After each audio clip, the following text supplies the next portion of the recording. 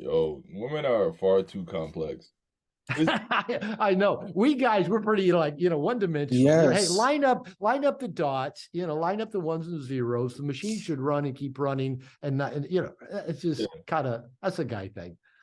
It's funny that you mentioned the fierceness because I've heard a few women say to me, and my jaw dropped when I heard this statement confirmed.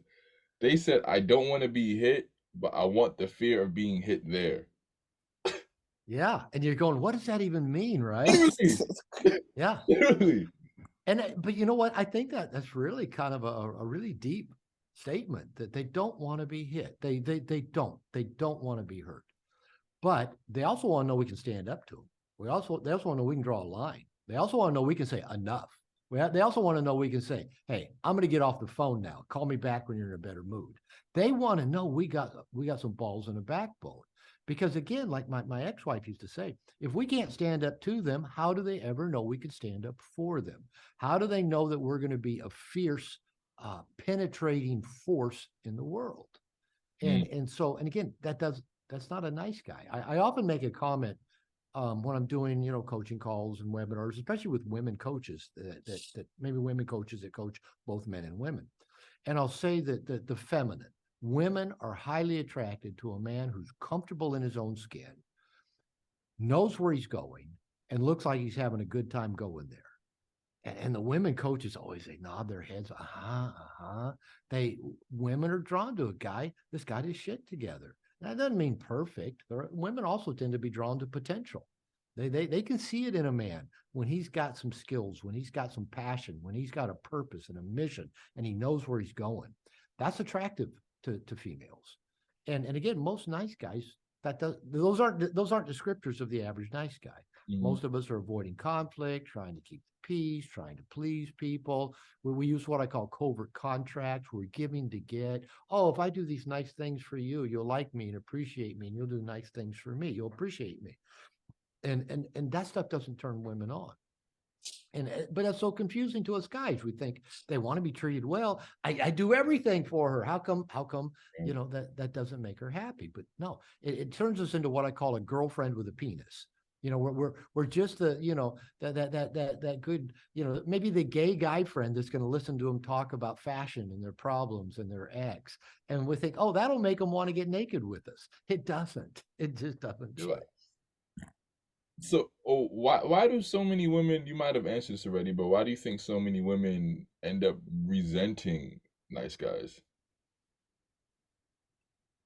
I think there's probably any number of reasons. It probably is different in every situation. But one of the things I've found, like my ex-wife told me, she said, you're not such a nice guy. And so I think that's part of the problem is we think we're being nice.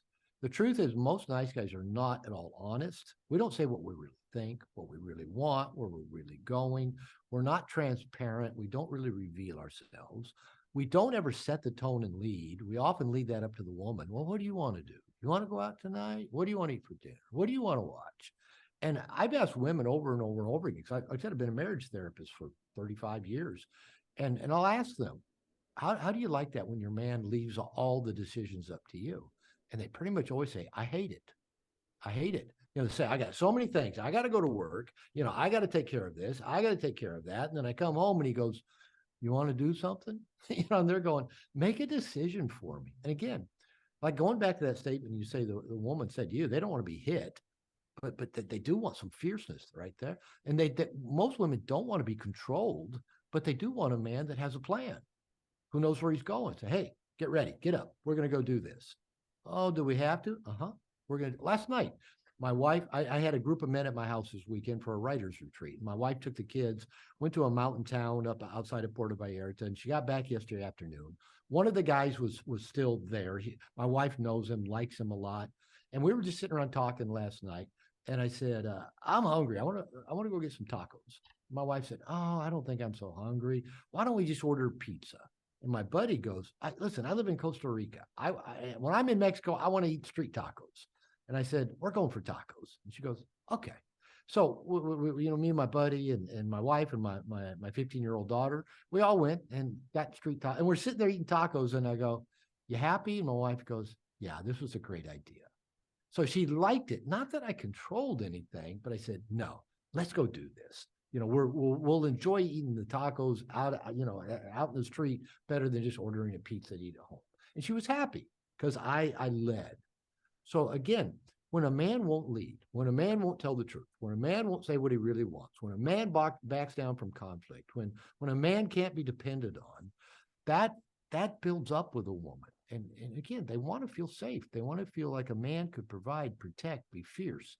And all those times we nice guys don't follow through, it feels burdening to the woman, right? Like, okay, I got to step up and take control now. I got to get up and kill the spider. I got to make the decision. I got to make the money. I got to get the car fixed. And that feels burdening to women, and they resent that. And after a while, they fall out of love with the guy, and then they just kind of get resentful, and just poke at him, and because they feel like the guy has left everything on them. Interesting, interesting. So now some nice guys who are trying to break out of that mold, they oftentimes take the extreme route, right? Like I'm not gonna be nice anymore, so I'm gonna become evil. I'll become evil. That's what they really want. They want the evil man. And you're right about that, guys. As you already said, we're not complicated. We're black and white. It's either this or it's that, right? It's not this like all over the map. We're like that. So what most men think, well, if being nice doesn't work, I guess I'll become an asshole because that's what they want. And how I tend to explain it to men, I think both the asshole jerk and the wussy doormat, right? The nice guy and the asshole are really on the same sphere. They're on the same plane. They are both managing their anxiety. And the nice guy manages anxiety. They're both in what's called fight, flight, freeze mechanism. We probably have all heard of that. The nice guy's in the flight freeze. He tries to control and manipulate people and situations around him so he doesn't feel anxious. The asshole jerk is also in an anxiety state, but he's in the fight. Right? He dominates. He's aggressive. He's abusive. He does that to manage people and situations. So I tell guys, breaking out of the nice guy syndrome doesn't mean becoming an asshole jerk. And it does. And a lot of guys say, "Well, I need to find a happy balance between the two." And I go, "Well, I don't know where the tipping point is between two dysfunctional extremes. If both the asshole and the wussy doormat are just trying to manage their anxiety and just doing it in different ways, that's not the answer." So I teach men we got to rise to another plane. We have to learn some skills. We have to learn to soothe ourselves, to be able to calm our nervous system, to soothe ourselves, to take action even when we feel anxious. We need to learn something called differentiation. That's the ability to ask ourselves, what do I want? And then follow through on that, even if we get anxious, or excuse me, there's change back messages from people outside of us. We need to learn to be honest. We need to learn to be boundaried. We need to learn to make our needs a priority. That's another sphere. That's not just becoming less nice and more angry or more asshole. And so that's what I call an integrated man. The integrated man is the man who can soothe his anxiety and take powerful action. The integrated man's a man that can tell the truth. And telling the truth is so powerful because if you think about it, every time you tell a lie, and to me, a lie is anything that's less than the whole truth. Well, I just left out that little piece, or I just didn't bring that up, or I just misdirected them to something else I didn't want them to be mad about. That's lying. And that makes you feel like a child. All children lie because they feel helpless and vulnerable. So children lie to level the playing field between them and the big adults. The adults have all the power. So if we grow up to be adults and we're still telling lies, we're still going to feel helpless and powerless and weak. So learning to tell the truth in all things is really, really empowering. And believe it or not, it's really attractive to women. Women have basically told me, I can handle a difficult truth. I just can't handle being lied to. So, for example, maybe you fucked up, right? You made a mistake. My wife came home like from this trip last night, and there were like 4 or 5 bags of garbage in our front yard. We have a gate, and we have to put it out on the street at night. Well, I hadn't put it out while she was gone, and she kind of gives me this dirty look, and I said, I forgot on Saturday, and they don't come on Sunday. I said, yeah, I messed up. I could have done it better, and then like she was okay with it. Right? I just told her the truth. I messed up. I forgot to put it out Saturday, and we'll put it out tonight. But if I'd lied and made excuses and blah blah blah, she would have seen right through that and would have stayed resentful at me. So women can handle a difficult truth. In fact, they respect a man who will tell the difficult truth. They know they can trust that. And they know a man, like I said, a man who knows what he wants in life, who knows where he's going, and having a good time going there. That's that integrated male. He knows what he's want. He's getting out, kicking ass, putting a dent in the universe. And women are really attracted and turned on to all of those features of the integrated male.